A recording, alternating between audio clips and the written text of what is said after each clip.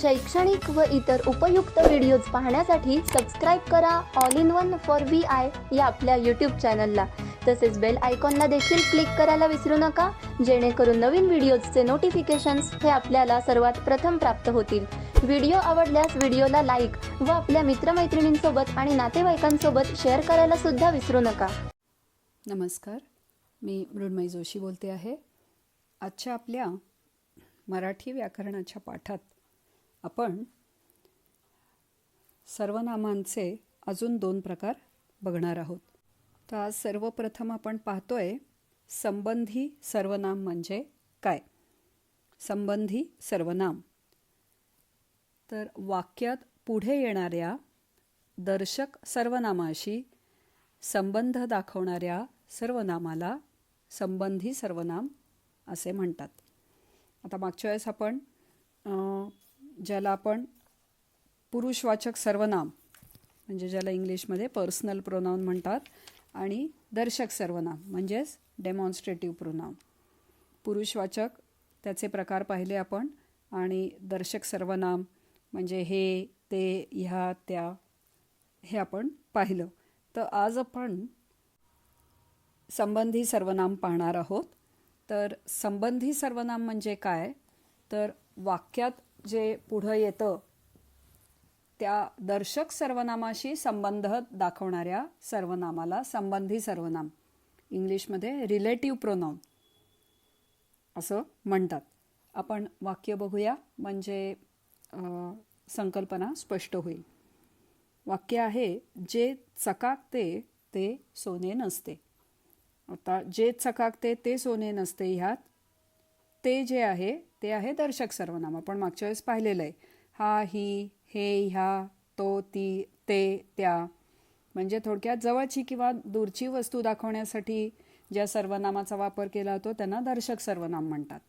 आता जे चकाकते ते सोने नसते. आता इथं जे आहे ते सर्वनामच आहे आणि पुढं जे ते हा जो शब्द येतो ते हे सर्वनाम येतो, त्याच्याशी त्याचा संबंध आहे. त्यामुळे जे हे आहे हे संबंधी सर्वनाम आहे. परत एकदा मी सांगते. जे हे सर्वनाम त्याच्या पुढील वाक्यात येणाऱ्या ते ह्या सर्वनामाशी त्याचा संबंध आहे. ते हा शब्द दर्शक सर्वनाम आहे आणि जे या सर्वनामाचा संबंध या दर्शक सर्वनामाशी आलेला आहे. आणि वाक्यात येणाऱ्या जो, जे, ज्या ह्या सर्वनामांना संबंधी सर्वनाम म्हणतात. पुढचं वाक्य बघूया. त्यात मी सांगते संबंधी सर्वनाम परत एकदा स्पष्ट करून. पुढचं वाक्य आहे, जी अभ्यास करत आहे ती माझी बहीण आहे. वाक्य आहे, जी अभ्यास करत आहे ती माझी बहीण आहे. ह्यात ती हा जो शब्द आहे हा दर्शक सर्वनाम आहे आणि जी अभ्यास करत आहे हा जो वाक्यांश आहे तो त्या बहिणीबद्दल आहे. तर जी हा जो शब्द आहे तो आहे संबंधी सर्वनाम. पुढचं वाक्य बघू. जो रुमाल तुझ्या हातात आहे तो राजेशचा आहे. आता तो हा जो शब्द आहे हा अर्थातच सर्वनाम आहे आणि तो दर्शक सर्वनाम आहे, तो हा शब्द. आता ह्या वाक्याशी जो संबंध आहे तो या शब्दाशी जो संबंध अलीकडच्या वाक्याच्या शब्दात तुम्हाला सापडेल. जो रुमाल तुझ्या हातात आहे तो राजेशचा आहे. तर जो हा जो शब्द आहे हे जे सर्वनाम आहे ते आहे संबंधी सर्वनाम.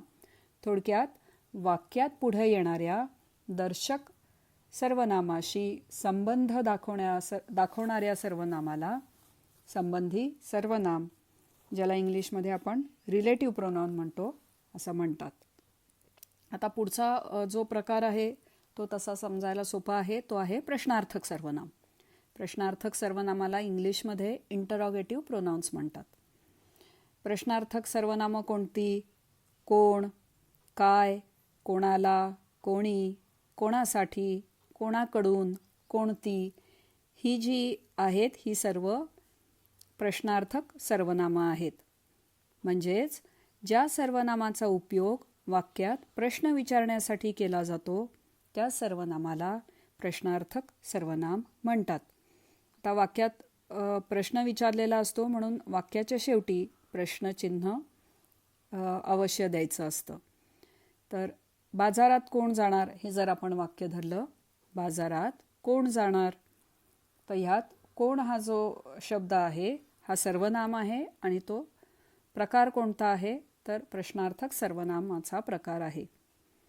पुढचं वाक्य, राजू काय खात आहे, ह्यात काय हे जे सर्वनाम आहे ते प्रश्न विचारतंय त्यामुळे ते प्रश्नार्थक सर्वनाम आहे. ही वही इथे कोणी ठेवली, हे जे वाक्य आहे त्यात कोणी हा शब्द प्रश्नार्थक सर्वनाम आहे. हे पुस्तक कोणाला हवे, प्रश्नचिन्ह. आता ही जी मी वरची वाक्य आपली घेतली उदाहरणादाखल, बाजारात कोण जाणार, प्रश्न, प्रश्नचिन्ह. राजू काय खात आहेस, प्रश्नचिन्ह. ही वही इथे कोणी ठेवली, प्रश्नचिन्ह. तर ही सगळी प्रश्नार्थक वाक्य आहेत आणि कोणी, काय, कोण ही सर्व प्रश्नार्थक सर्वनामं आहेत. अजून 2-3 वाक्य पाहू आपण. हे पुस्तक कोणाला हवे, प्रश्नचिन्ह. तर यात कोणाला हा शब्द प्रश्नार्थक सर्वनाम आहे. हे पेन कोणासाठी आणलेस, कोणासाठी हा जो शब्द आहे हा प्रश्नार्थक सर्वनाम आहे. तू कोणाकडून पैसे आणलेस, या वाक्यात कोणाकडून हा शब्द प्रश्नार्थक सर्वनाम आहे. कोणती वही आहे तुझी किंवा कोणती वही तुझी आहे, प्रश्नचिन्ह. यात कोणती हे आहे प्रश्नार्थक सर्वनाम. तर कोण, काय, कोणी, कोणाला, कोणासाठी, कोणाकडून, कोणती हे जे शब्द आहेत ते सर्वनामं आहेत आणि या सर्वनामांचा उपयोग वाक्यात प्रश्न विचारण्यासाठी केला जातो म्हणून वाक्यातील ह्या सर्वनामांना प्रश्नार्थक सर्वनाम म्हणतात आणि वाक्यात शेवटी प्रश्नचिन्ह असतं, हे लक्षात ठेवायचं आहे. तर आज आपण 2 प्रकार पाहिले सर्वनामांचे, संबंधी सर्वनाम रिलेटिव्ह प्रोनाउन आणि प्रश्नार्थक सर्वनाम इंटरॉगेटिव्ह प्रोनाउन. आज आपण इथेच थांबूया. तुम्हाला काही अडचण असल्यास किंवा एखादी संकल्पना समजली नसल्यास मला नक्की विचारू शकता. धन्यवाद.